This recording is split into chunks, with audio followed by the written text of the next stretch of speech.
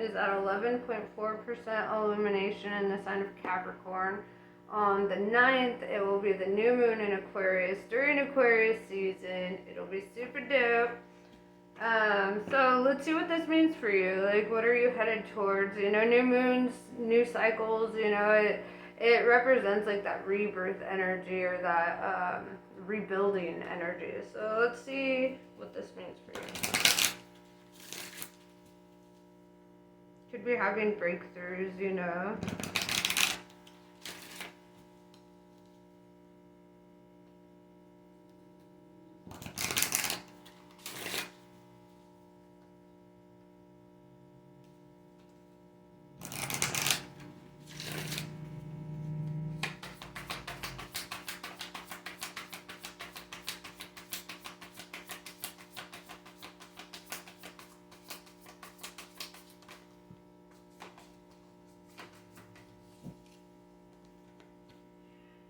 Earth element, survival, adaptable, and reliable. So you could be an earth sign, Virgo, Capricorn, Taurus. So let's see. You could be like trying to like ground yourself at this time, or feeling very grounded at this time, like focused on your stability, focused on your peace.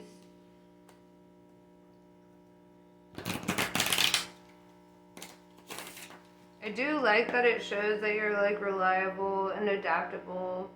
You know, adaptability is the game ultimately. It has nothing to do with, you know, how intelligent or beautiful or strong or whatever. It's all about our ability to adapt to changes and the way that life is. And, you know, adapting is survival, you know.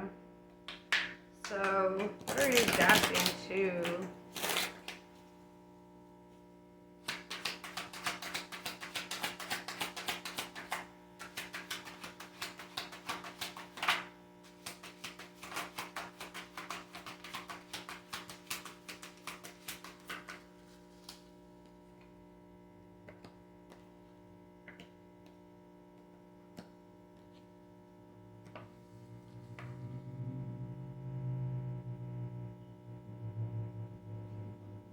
I feel like you're at a state of maturing, or like, because what I'm seeing here is the Prince of Wands, right? The Prince of Passion, Prince of Fire showing up. And this is like, but he's also kind of a playboy, right? Or, you know, like kind of in that mindset, like a little bit in the ego, you know. Not saying that that's where you're at, but I see that this is where your energy starts, right? In this reading. It starts because it ends at the opposite, and you'll see what I mean in a second here. But with the Prince of Wands, it's kind of like being a little bit lust driven, or a little bit like indulgent is a good way to put it. With the Five of Pentacles, I feel that this energy did cost you something. Or like, because it looks like with the Five of Pentacles, there's this energy of feeling kind of like left out in the cold, or feeling like something's missing, or like you're missing something. Five of Pentacles could also talk about financial difficulties or burdens. Take it as it resonates. With the Four of Swords in reverse, I do see that you're like in the energy of action, like, you know, working hard to like come out of that, right? Whatever that is, which we will clarify in a moment. Then it goes to the Prince of Cups, right? The Prince of Love. And this is interesting because you're going from fire to water, right? Very polar energies. And it's going from being like lust driven in the beginning to being like love driven with the Prince of Cups. And that doesn't necessarily mean romantic love. It could be you like tapping into your creativity, like things that you love, you know. I'm going to clarify all this, but it's, you know, getting in touch with your emotions and kind of hearing them out. He's like dipping his toes in the water, you know. Uh, and water in tarot represents emotions, you know, so I see him kind of like, all right, let's explore these emotions or explore this, you know, whatever it is, we'll find out. So, I'm going to clarify all these cards actually. First, let's clarify the Prince of Wands. This is like your past energy. This is where you're coming out of, or something that you're growing out of.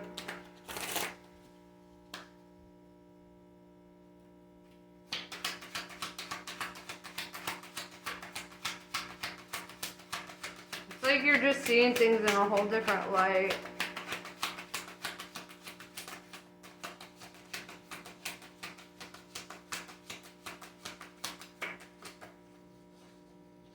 Prince of Wands was clarified by the Hermit in reverse, Virgo energy. Just funny because the Earth card did come out, so either you could be a Virgo or have Virgo in your chart somewhere. It doesn't necessarily have to be the case, because what I'm really seeing is this Prince of Wands kind of coming out of a shell, right? So you may have like started socializing, going out, you know, leaving your comfort zone, doing something different, right? And during this, like, it's almost like you were in your freedom. You know, it almost makes me think of like when people turn 21 or, you know, and you start going out a lot because you're like, I can't, you know, and so it kind of feels like that, or like post breakup kind of energy. Take that as it resonates. With the Five of Pentacles, I do see that this has kind of costed you a little bit. Could be financially, could be emotionally. Let's see what that means.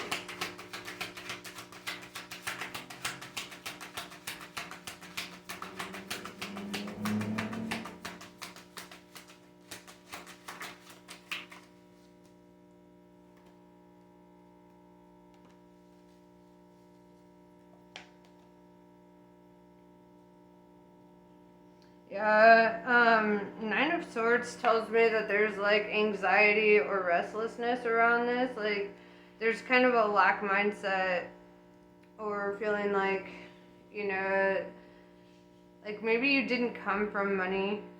Because what I'm seeing that follows up is the Ace of Pentacles followed up by like the Ten of Pentacles, which tells me that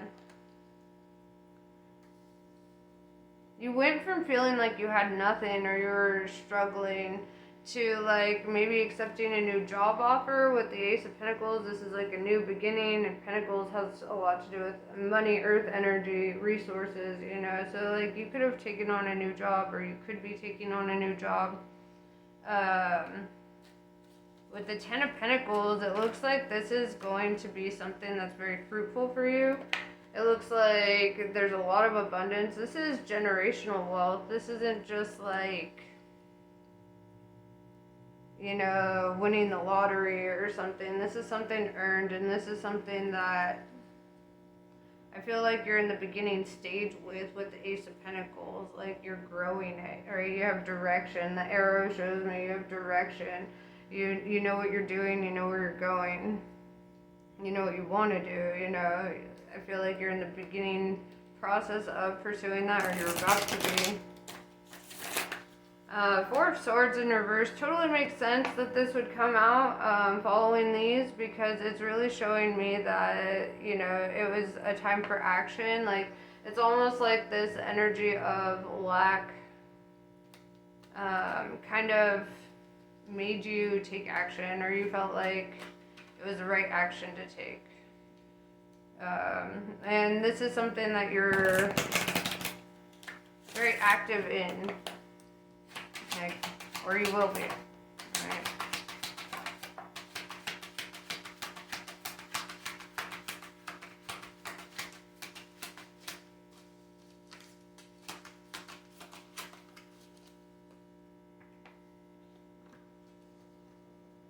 Interesting.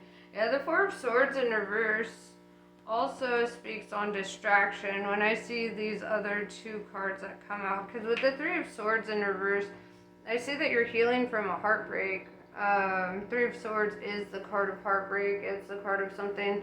It's like a traumatic relationship ending, or like rejection. Something that fucking sucked, okay? And I see that you're healing something, some kind of trauma. It's associated with the heart, it could be childhood, but it feels like not. Because it's followed up by the Two of Swords. Two of Swords is all about this guardedness, or like not being open to certain things, like protecting your energy. Kind of, you're in survival mode, right? Which is funny because the Earth Element card put like the first word under here is survival. So, I know my camera's blurry, but yeah. And one thing I've learned is the way that you have to survive is not the same way that you thrive. Okay, and I'm telling you this as like a 32-year-old woman, the way that because when you're in survival mode, you're living in the ego, right? Prince of Wands. The ego comes out and starts protecting you, starts guarding you. Right? The ego is not evil, right? It's not something that's out to get you, and on the contrary. And then people demonize it, and then it's like, bro, I've been trying to help you this whole time. And that's why, I think everyone should study Carl Jung a little bit and understand, integrating the shadow and understanding what it's there for. It's not inherently bad. Everything that it does is for your self-preservation, even if it makes no logical sense, because the ego is not logic, okay? And so, yeah, I feel this, guardedness or, this closed offness, you're not receptive. And it's understandable if you were hurt really badly or you went through something very traumatic, you're like, I ain't gonna relive that. Something I wanna, also teach you from my experience is that, no two experiences are the same, right? You could have the worst case scenario with one person and then have the best case scenario with another, and that doesn't necessarily mean that the best case scenario is going to work, right? Usually your first healthy relationship after something traumatic, it doesn't work, it's meant to be there for a season to help you heal. And when you understand the dynamics of relationships, it really helps you to get it. It's sometimes the first healthy relationship after does work, but a lot of people, when they've been through really traumatic, bad relationships, it's then healthy appears boring, right? Or there's not because it's not the same as your love language. If you've been through if your love language was developed through some kind of trauma or obsession, infatuation, negative shit, if it was created in that, then that's all you really perceive as love. So when you see the opposite, you're like, what the fuck is that? Why does this person care about me? You start getting skeptical and you're like, I don't know. And that's natural, right? That's a natural response because the way that you have learned about love tells you that love is this hostile, selfish thing, in regards to jealousy and yelling and whatever kind of abuse, or sometimes it's not even intentional, it's people just putting each other down so much. And I'd say a lot of the times people don't know that they're abusing you when they are, and it's from stonewalling to, and people are like, how is stonewalling abuse? Well, when people are in committed relationships and then all of a sudden their partner shuts down and stops talking, the brain reacts the exact same way as if they'd been punched, right? I just found that out. I was like, what? I had to do my own research and learn about this. But yeah, the same part of your brain lights up. when you are being stonewalled in the same way as if you're being punched, right? So emotional wounds are actually pretty fucking damaging, you know? And so a lot of people associate, you know, these negative things with love because it's like that's what they were raised to believe, right? It's indoctrination, but not of a dogma. It's like of this not love, but what people confuse as love. You know, it's possessive, it's obsessive, it's unhealthy, you know, it's fucked up. And that's also why a lot of people hate love now. And it's like, you don't hate love. Love doesn't hurt, right? Love is not selfish, right? But it's just that nobody knows what love is anymore. Abraham Tversky did this this video called True Love Explained. And he starts it out. And I tell this in so many fucking readings, but it's always so relevant and so important when I do. And it's like, but he starts the video by saying, "Young man, why are you eating that fish?" And the young man says, "Well, I love fish."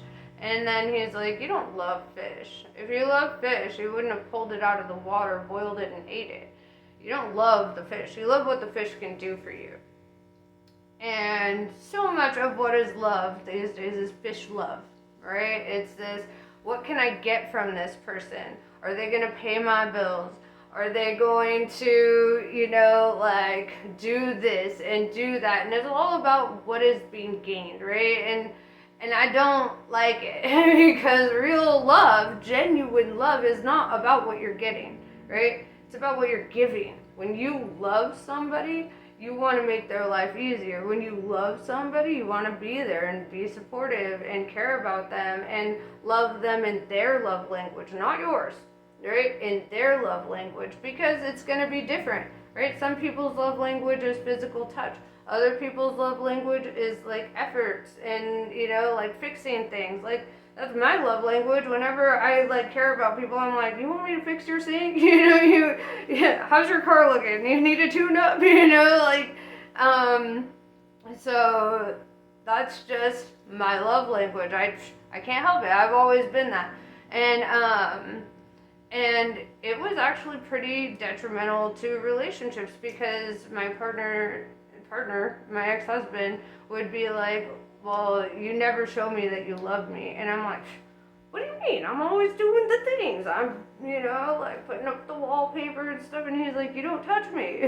It's like, you just like, you're always doing projects. You're not like with me and being affectionate with me and making me feel, you know. And I'm like, and I had no idea that I was not showing love because to me, I was like, I mowed the lawn, like, you know. So, you know, and so I think, you know, learn from my mistake, you know. I think that honestly, one of the first things you should learn is, what is their love language? How do they feel loved, right? And when you do that, when you love somebody like that and you make efforts to make them feel loved, guess what happens? The craziest fucking shit ever happens. They reciprocate. Okay, they understand, and then they reciprocate that. And so then naturally they do things for you, but not because you want them, not because that's what you're looking for in a relationship. You know, but because your connection is so strong and it's all about helping each other out and making each other's lives better. And you're so focused, it's like Gomez and Morticia. We grew up on this shit, guys. We know, right? Like, we know. We saw them. And everybody's just acting like they ain't seen Gomez and Morticia. Like, they doted on each other. They, like, made each other feel loved and appreciated and honored and valued. And then these days, it's all about like, well, what can I get out of this person? Like, and really, it was all supposed to be about connecting, right? Even Tantra, right? If we think about practitioners of Tantra, what is the thing? Their whole goal is to not have an orgasm, or to at least prolong it, you know, because it's not about having the gratification. right? It's about the intimacy with your partner. It's about being in the moment and embracing each other and like feeling everything completely, you know, and not being like ego driven, not letting desire take over, but really letting your souls dance together. And that's one of the oldest practices ever, you know, like we even see it with the Kama Sutra, you know, like that was designed to help partners bond and become closer, because when you have sex, but when you have meaningful and intentional sex, the oxytocin is released in your brain, and that's like the bonding chemical, right? You start bonding with them, you start understanding them, you feel spiritually and energetically linked up with them. There's understanding, you know, it's like the world, these the people, the humans, they don't get it, okay? Like, then it's like, brother, like love is the most beautiful force and the most powerful force in the entire universe. Of course, the media is going to give you the opposite and tell you that's love.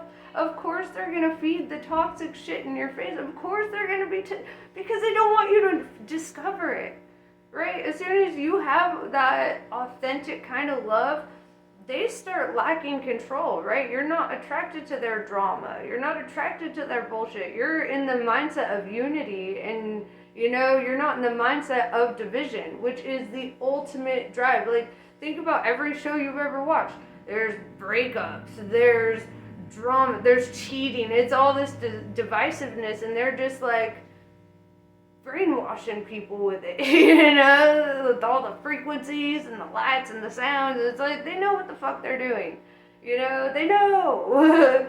And I feel that, you know, this toxic idea of what love is what is killing love. You know, it's like love isn't jealous, love doesn't boast, love is kind, love is authentic, love is genuine, you know, love is honest. It's respect, right? When you really genuinely respect somebody, you honor them, right? Your partner is not beneath you. I don't give a fuck whose gender is what. Like, your partner is supposed to be your partner. They're not supposed to be your enemy.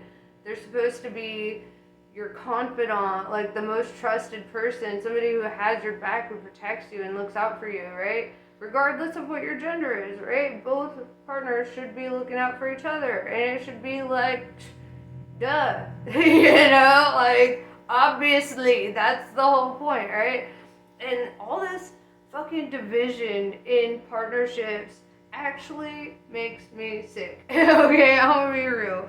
It's like, man, you got a cool ass partner and you just gonna waste it on wanting things from them, rather than to just like want to dote on them and adore them and show them what love is, bro. Show up, woo the fuck out of them, you know, be about them. That's what it's supposed to be about.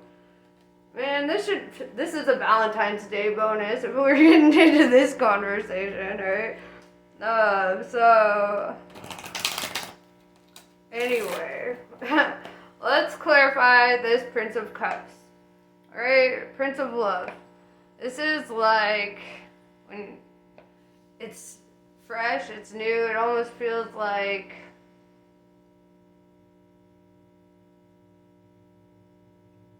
yeah, like fresh and new. It's like something that you're putting your toes into. This is in your near future, it looks like. So, let's see. And with the Three of Swords in reverse, it's kind of like after a period of like really sorting out your feelings about like past relationships and how you're going to set boundaries and how you're going to change things, right? You go through your own healing process. And if you don't know your boundaries, then ask people what theirs are, right? That's kind of where I started, because you know, when I was younger, I was an idiot, okay? Like, so I just, you know, when I was in love, I was like, no boundaries, who needs them? You know, so it is what it is, you know? But as you get older, and you are wiser, you start realizing you genuinely need your boundaries. You need to be like, these things are non-negotiable, right? Like, I will not accept name calling during arguments, and I will not accept being yelled at. I will walk away. Like, that's a boundary. It's a behavior I won't tolerate, right? Like, I'm not telling you not to do it. I'm telling you, if you do it, I'm fucking gone, right? Like, that's, and I feel that this is a heavy energy for you to, like, get into this mindset of, like, being so fucking stern. I don't give a fuck who it is. I don't care if they're your dream person. If you set a boundary and they trample on it, fuck them. I fuck them. Goodbye. Because at the end of the day, like, you have to honor yourself, right? You have to honor your own personal truth, your authenticity, and your autonomy, right? You are not here to be somebody's slave. You are here, and they're not here to be your slave either, right? One of my favorite quotes is, let people do what they want, and then see what they want to do. Psh, simple, right? I also saw this TikTok recently where this girl was saying, if you're so worried that somebody is going to hurt you, let them, right? Then you have clarity. Then you know where they're at. Then you can let it go. Like, because if they hurt you, that's on them. They have to live with that, right? It's not about, it's not about you, right? When people are in that mindset, when they hurt you and they do something shitty, it's because that's where they are, right? And they're creating their own karma. They're doing their own bullshit, So it's like,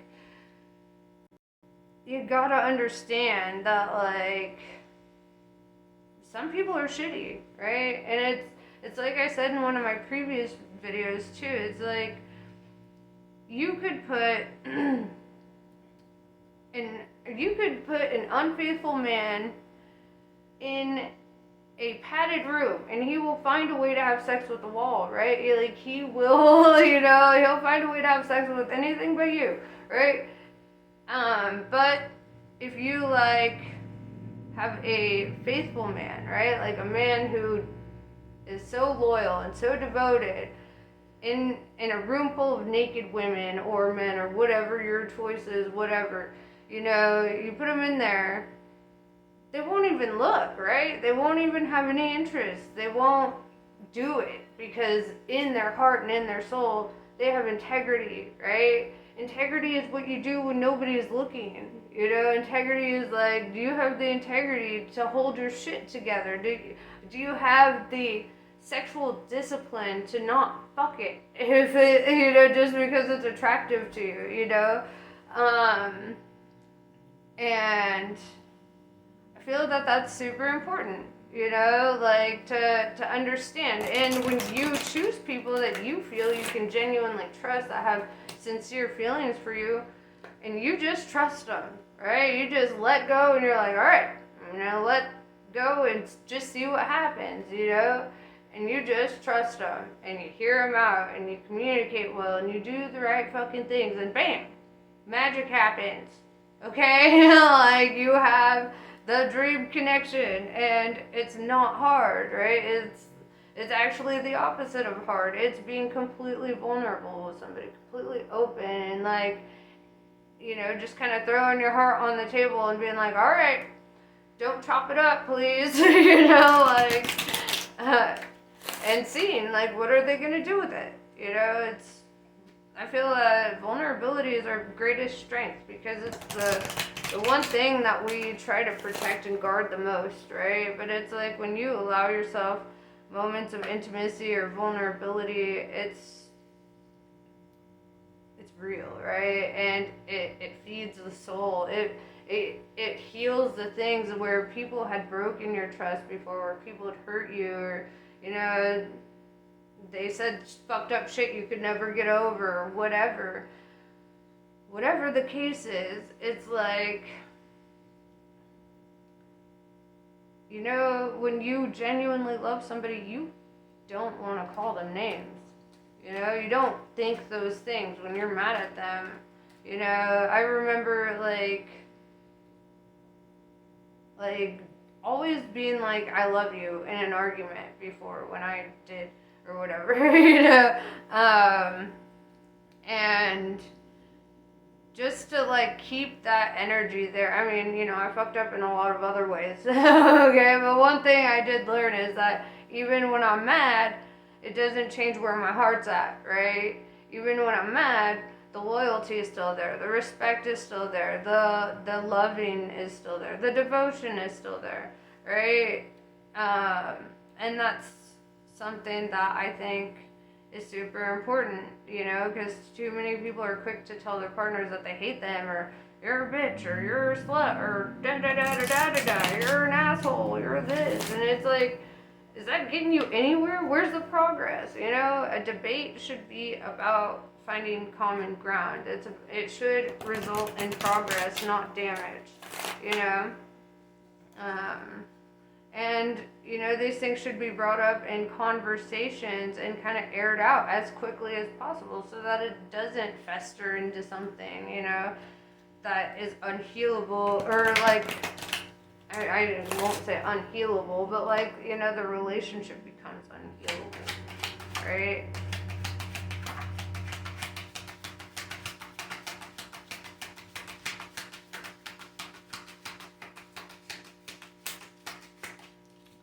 Alright, with the Prince of Cups, we are clarified by the star card, Aquarius.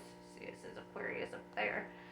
So you could be catching feelings for an Aquarius. One thing that I love about this is it really shows the energy of the Aquarius, with the vase, pouring water onto the earth, or whatever the fuck she's pouring on the earth. In the, like, in the original symbols, it's a woman pouring out a vase of water onto the earth. And water represents like love and compassion, emotions, and so the Aquarius is the humanitarian card. Also, with the star card showing up, if you're not dealing with an Aquarius, this represents hopefulness. This represents like, a new perspective. This could even be somebody coming in like and kind of healing you a little bit with that Three of Swords in reverse, or like helping you in some way, because she's pouring the water, and if you notice, he's catching the water in his cup, right? So like, he's catching it, she's pouring it out, and I feel that there's this energy of like somebody who wants to fill your cup, or you want your cup filled by theirs, or whatever the case. It looks like there is this energy of an admirer, right? So with the Four of Cups in reverse, I feel that there's a lot of acceptance here, because Four of Cups in the upright is like rejection or saying no to something. So let's clarify the Four of Cups. So what is being accepted?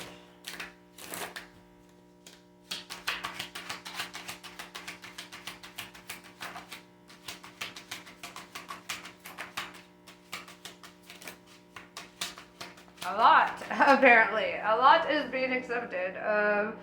Okay, dog. So we have the Ace of Cups, right? Ace of Cups is the beginning of a new love cycle. And it starts with loving yourself, right? It starts with filling up your own cup. Also, I did see them pouring water into your cup. So there's that. And then we have the Lovers card, Gemini energy. And this is pretty intense, dog. It looks like you're accepting a love offer, or somebody's accepting a love offer, or accepting a connection.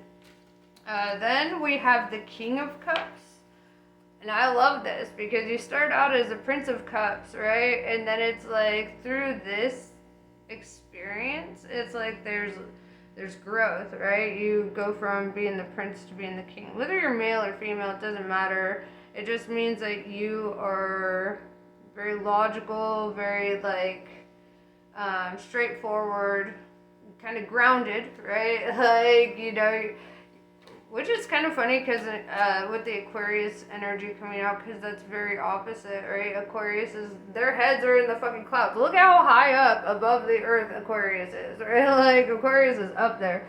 But you're showing up with the earth element too, and it's like, I feel that you kind of help bring them down to earth a little bit. Opposites attract, right? Like the negative and positive side of a magnet. Then we have the High Priestess energy, which is cool. This is feminine energy, actually. So I feel like it could be the person that we're talking about. This is somebody who's highly intuitive.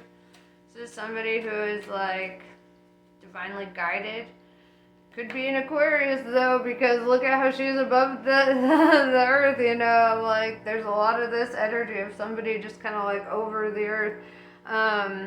Could be an air sign and an earth sign that I'm seeing like the correlation here, because I do see like Virgo energy showing up with Aquarius.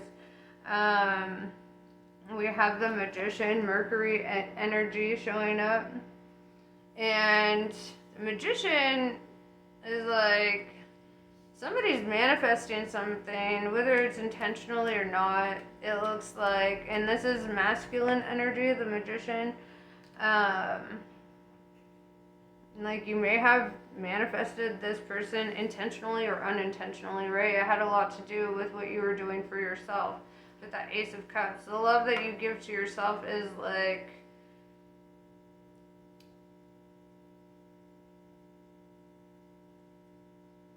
it's like they respond to the love that you give yourself. Yeah, and with the Mercury energy, Mercury is thinking energy, right? It's like being deep in your thoughts, like really like pondering something, really weighing out the pros and cons, just kind of like dipping your toes in the water, if you will, you know? And if you see like his feet look like they're underwater, right? And that's kind of fucking hilarious because I've seen that image twice. And, you know, it's like dipping, like testing out the waters. We have Four of Wands in reverse. One or both of you could be divorced, right? That could be pretty big, right? And it's, or, you know, you could be kind of like in a non-committal energy and you're like, and this just kind of hits out of nowhere. But it looks like it's like post-separation.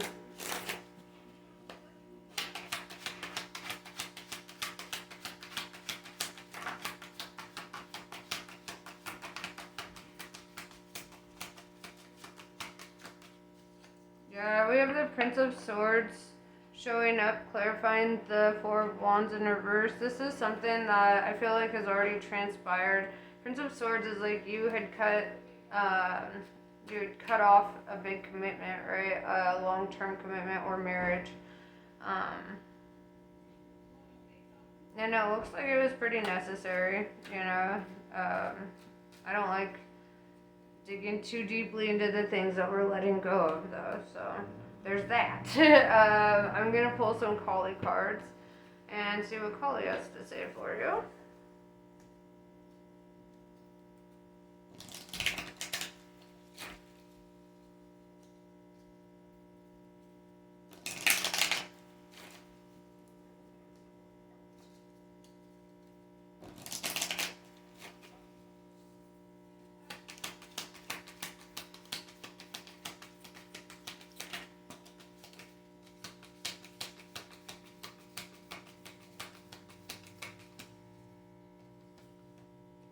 Kalaratri, a process of profound and enduring transformation is leading you toward a powerful rebirth, free from even the most persistent patterns or pains of your past.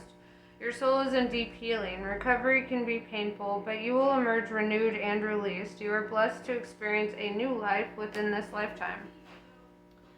Bagalamukhi.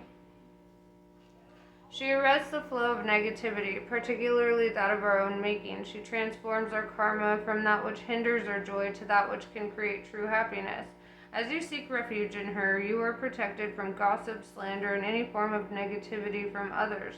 A positive turning of the tide of good fortune is predicted. So this is what I have for you. Namaste. I love you guys. I'll see you later.